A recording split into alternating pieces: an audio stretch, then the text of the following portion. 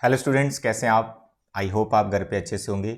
तो बच्चे, हमारी एक्सरसाइज 4.3 राइट, ये हमारी एक्सरसाइज चल रही है। इसमें हमने question number 1 with the help of completing the square method, ये हमने कंप्लीट कर लिया था। इसके टोटल 4 पार्ट्स हैं, तो सारे के सारे part completing the square method से हो चुके हैं। ठीक है। और इस चैप्टर में चैप्टर 4 जो आपका चल रहा है क्वाड्रेटिक, इसके अंदर जो भी कॉन्सेप्ट हैं like factorisation method, quadratic formula, completing the square method, nature of roots हम कैसे कंफर्म करते हैं, ये सारी चीज़ें मैं आपको सिखा चुका हूँ राइट। तो अभी हमारे कुछ क्वेश्चंस पेंडिंग है, वो हम करेंगे। और स्पेशली जो हमारी वर्ड प्रॉब्लम है, सिचुएशनल सम है, ठीक है, उस पर आपने अच्छे से ध्यान देना है।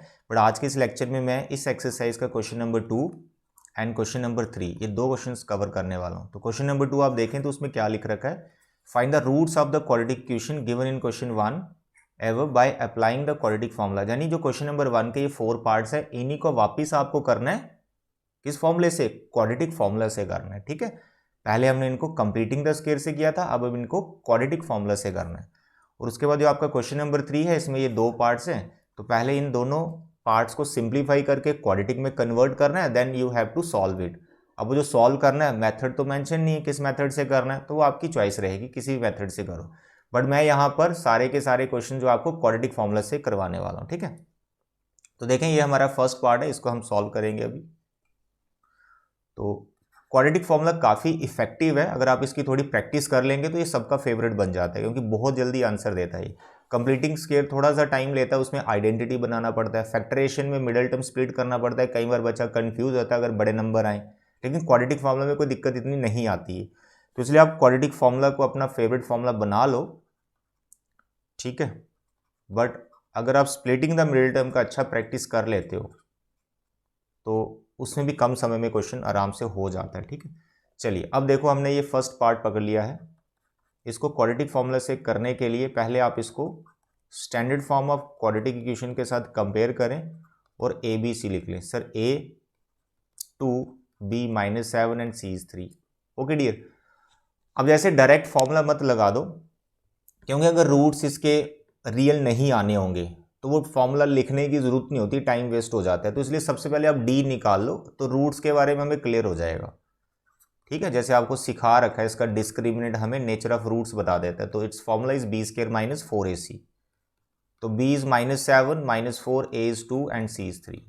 सिंप्लीफाई करें, 7 का स्क्वायर इज 49, 4 2 ज़ा 8, 3 ज़ा 24, दोनों को माइनस किया तो 25। तो डी आपका एक नंबर आ गया 25, जो कि पॉजिटिव नंबर है। तो जैसे आपको ये पॉजिटिव नंबर दिखे तो roots are real and unequal होंगे, क्योंकि ये परफेक्ट भी है तो आपके रैशनल नंबर रूट्स मिल जाएंगे आपको।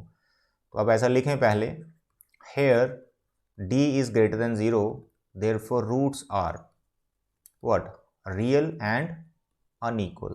ठीक है, और उनको निकाल सकते हैं अभी क्वाड्रेटिक फॉर्मूला से। तो ये क्वाड्रेटिक फॉर्मूला में अब लिखने वाला हूँ, क्या है, -b plus minus under root, square root के अंदर आप लिखते हो b² - 4ac, उसकी जगह मैं d लिख रहा हूँ, क्योंकि d ऑलरेडी मैंने फाइंड कर लिया, तो मैं इसको वापस क्यों लिखूंगा, मेरा टाइम वेस्ट हो जाएगा। तो इसलिए नहीं लिखना है, आपको सिर्फ d लिखना है, क्योंकि d ऑलरेडी आपने फाइंड कर लिया है। ओके, तो अब आप यहाँ पे वैल्यूज डाल दीजिए, -b है आपका -7 plus minus under root, d आपका 25 आ गया। तो 25 क्योंकि परफेक्ट नंबर है तो इसका स्क्वायर रूट आप आराम से निकाल सकते हैं। It is +-5 divide by 4, separate करेंगे, 7 के साथ एक बार 5 आ जाएगा प्लस में, एक बार माइनस में, और सिंप्लीफाई करेंगे, you will get 7 5 12, 12/4 is 3 and 7 - 5 is 2, 2/4 is 1/2। तो these are the 2 values of x जो इसके सोल्यूशन से हैं right.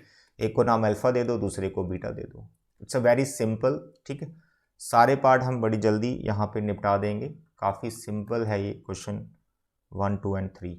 Second part is 2x² plus x -4 equal to 0। जल्दी से इसका a लिखो, b लिखो और c लिखो। ठीक है, और d निकाल दो इसका फटाक से, b² - 4ac। What is b?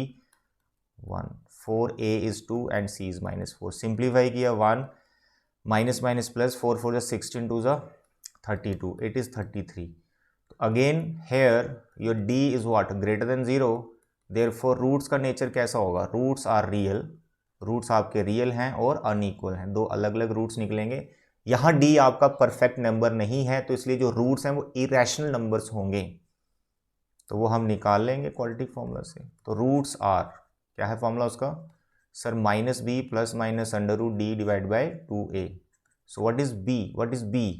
Sir b is 1 here plus minus under root 33 divide by 2a is 2. Simplify करें तो यहाँ पर दिख ही रहा है 33 तो परफेक्ट नहीं है, ना ही इसका कोई फैक्टर बाहर आएगा, तो दो अलग अलग रूट्स आप ऐसे लिख लो, -1 प्लस रूट 33 डिवाइड बाई 4 पहला आ गया, दूसरा माइनस वाले के साथ, दैट्स ऑल.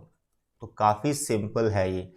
वैसे भी इसका अगर आप मिडिल टर्म ब्रेक करने के बारे में सोचते तो सोचने में थोड़ा टाइम लग जाता, क्योंकि इसका मिडिल टर्म वैसे ब्रेक होगा ही नहीं. ठीक है, तो इसको डिस्क्रिमिनेंट वाले फॉर्मूले से ही बेटर ऑप्शन रहता है, इसलिए इसका प्रैक्टिस खूब कर लो. एग्जाम में कई बार मेंशन नहीं होता कि इसी फॉर्मूले से करो, ऐसा कुछ मेंशन नहीं होता, जस्ट लिखा होता है सॉल्व. तो ये वाला फॉर्मूला लगाइए, बहुत जल्दी आंसर देगा. अब थर्ड पार्ट देखो. थर्ड पार्ट में क्या है कि यहाँ पर एक टर्म के साथ ना स्क्वायर रूट ऑफ 3 लिखा हुआ है यहाँ पर x के साथ. इसको देख के बच्चे हो जाते हैं परेशान, रूट आ गया. अरे भाई कोई दिक्कत नहीं है, रूट में बड़ा सिंपल है. इसका a आ गया, ये b आ गया x का कोफिशिएंट, और c आपका आ गया 3.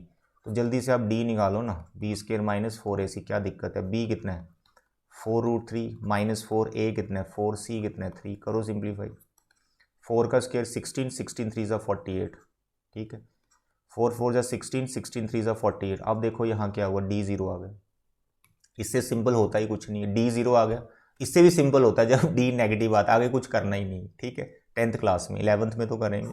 तो यहाँ पे d0 आ गया, तो रूट्स आर व्हाट, रियल ही होंगे, लेकिन एक ही रूट निकलेगा जिसे आप इक्वल रूट बोलते हो ऐसे. तो यहाँ पर आप लिख सकते हैं here d equal to 0, therefore roots are real. Real तो वो होंगे ही, वैल्यू तो कुछ आएगी हमारी, एंड इक्वल, और वो इक्वल होंगे, यानी एक ही रूट निकलेगा. तो again x equal to minus b plus minus under root d by 2a. तो जब d 0 होता है ना, तो ये रूट d भी लिखने की जरूरत नहीं होती, क्योंकि ये तो 0 है. अब इसको डालेंगे यहाँ पर, वैल्यू तो खत्म ही हो जाएगा. तो मैं एक बार इसको यहाँ पर पुट करके दिखा भी देता हूँ. What is b? b is 4 root 3 plus minus, देखो d0 आया प्लस माइनस 3, ठीक है, -4. ओके, d0 आया, तो जब d0 आया तो रूट ऑफ 0 तो पूरी टर्म खत्म हो जाएगी. तो प्लस माइनस रूट ये सब उड़ा दो, नेक्स्ट स्टेप में इसको लिखने की जरूरत नहीं है. ठीक है, तो हमारे पास जो x बच रहा है, it is -4 root 3 divide by 2 into 4, 2 into 4, 4 cancel हो गया, it is minus root 3 by 2. दो वैल्यूज़ आपके पास x की आ गई हैं जो कि सेम है. एक को ऐसे और दूसरी को वापस अगर लिखना चाहते तो लिख सकते हो, वरना एक ही लिखो. तो अल्फ़ा भी आपका यही आ गया है और बीटा भी यही आ गया. बेसिकली आपको मैंने पहले भी बता रखा है, कंप्लीटिंग स्क्वायर में भी सिखाया, जब मैंने क्वाड्रेटिक फार्मूला सिखाया था तब भी मैंने बताया कि जो आपको जिस क्वाड्रेटिक का डिस्क्रिमिनेंट 0 होता है ना, वो बेसिकली एक परफेक्ट आइडेंटिटी बनी होती है. परफेक्ट आइडेंटिटी बोले तो इसका a प्लस बी का होल स्क्वायर बन जाएगा. a प्लस, ये पूरी टर्म a प्लस बी का होल स्क्वायर अगर आप ध्यान से देखो तो. ठीक है, तो इसको आप प्रैक्टिस करना कि कैसे बनाओगे, काफ़ी सिंपल है. नेक्स्ट इज इस क्वेश्चन का last part, that is fourth part. अब देखते हैं इसका d कैसा आता है. ठीक है, इसका d कैसा आता है.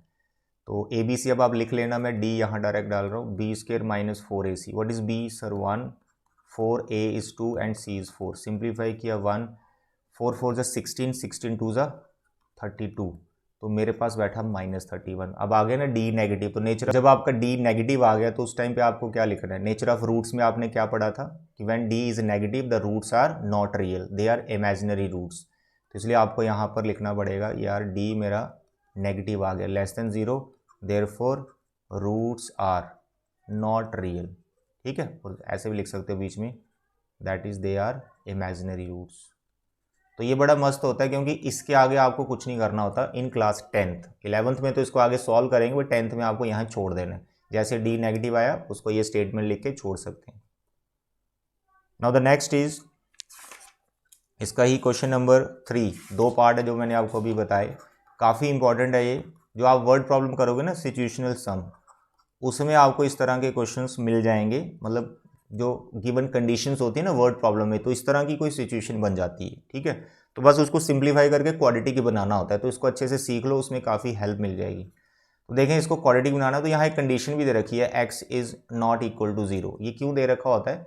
क्योंकि अगर x 0 हो गया ना, तो ये फंक्शन, ये जो क्वेश्चन आपको दे रखा है, ये नॉट डिफाइंड हो जाएगा. क्योंकि डिवाइड में 0 आ गया, तो किसी भी चीज़ को आप 0 से डिवाइड करोगे, दैट इज़ नॉट डिफाइंड. तो इसलिए यहाँ पर ये मेंशन किया होता है. तो इससे घबराना नहीं, 0 आंसर कभी मत लेके आना, क्योंकि 0 इसका आंसर कभी नहीं बैठेगा. 0 अगर आ रहा है तो वो रिजेक्ट करना पड़ेगा आपको. ठीक है, क्योंकि उससे नॉट डिफाइंड हो जाएगा.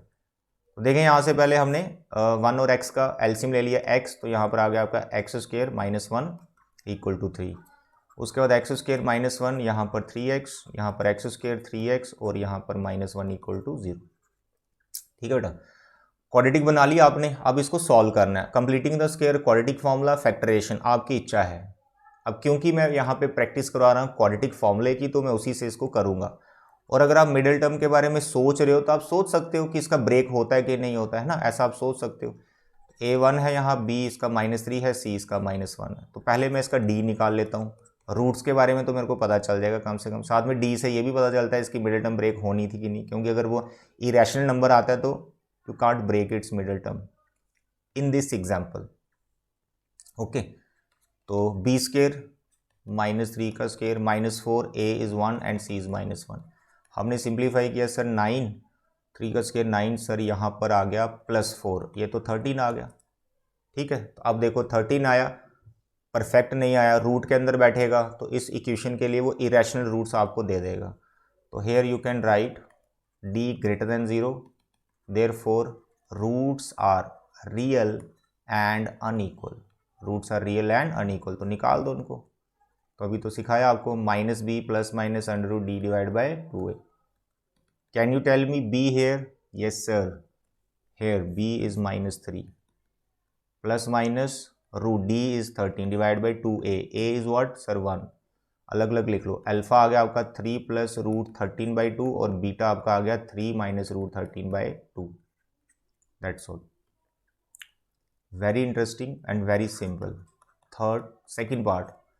सेकंड पार्ट में तो इस तरह की सिचुएशन बहुत बार बनेगी भाई। वर्ड प्रॉब्लम जो आप करोगे ना, इस तरह की सिचुएशन बहुत बार बनेगी। जैसे स्पीड वाले क्वेश्चन करोगे ना आप, ट्रेन आ रही है, जा रही है, कम समय ज़्यादा समय, तो ऐसा कोई सिचुएशन बनेगी, मतलब इस टाइप की कोई इक्वेशंस बन जाएंगी। तो इसके साथ भी कंडीशन दी है x -4 नहीं होना चाहिए और 7 नहीं होना चाहिए। इसलिए दिया है यार इनका डिनोमिनेटर 0 हो जाएगा, तो इसलिए ये नंबर कभी मत लेना ना, इससे क्वेश्चन आपका नॉट डिफाइंड बैठ जाएगा।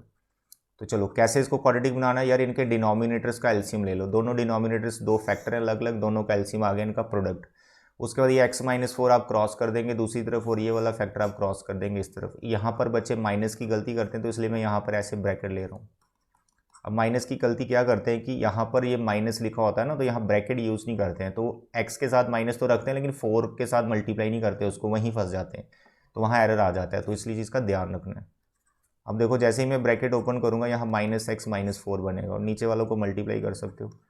x square -7x + 4x -28 equal to 11/30।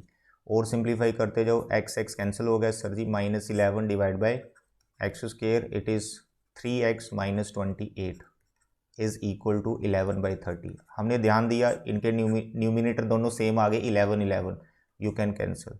तो -1 divide by x square -3x -28 is equal to 1/30। Cross multiply करो sir, x square -3x -28 and here -30, इसको ले आओ इधर। एक्स स्क्वायर -3x, 30 इधर आएगा, +30 तो क्या बचेगा +2।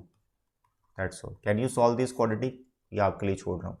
क्वाड्रेटिक फॉर्मूला लगाओ, कंप्लीटिंग स्क्वायर लगाओ, फैक्टरेशन से देख लो होता है कि नहीं होता, that your choice. I hope आज का लेक्चर आपको समझ आया होगा। ठीक है, तो आज हमने कितने question number 2 and question number 3 अच्छे से कंप्लीट कर लिया। नोट्स अपनी नोटबुक पे इनको फेयर कर लेना।